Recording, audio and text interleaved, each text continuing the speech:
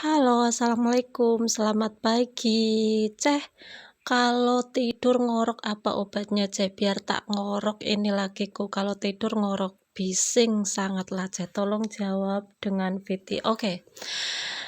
Kita siapkan teh tubruk ya, teh sari wangi, boleh lah ya itu. Kita sebelum tidur kita nyeduh teh, terus dikasih parutan jahe, 1 batang jahe, terus diseduh air hangat, kita tambahkan madu ataupun gula merah ya.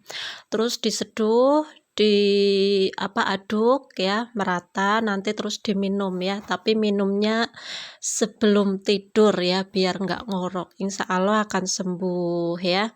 Hangat-hangat itu ya, cukup dengan teh, jahe, dan gula merah ya. Insya Allah tidurnya nggak ngorok, nyenyak ya. Monggo dicoba dan mohon maaf baru sempat aku balas. Semoga bermanfaat dan bisa sembuh. Wassalamualaikum warahmatullahi wabarakatuh. Salam sehat.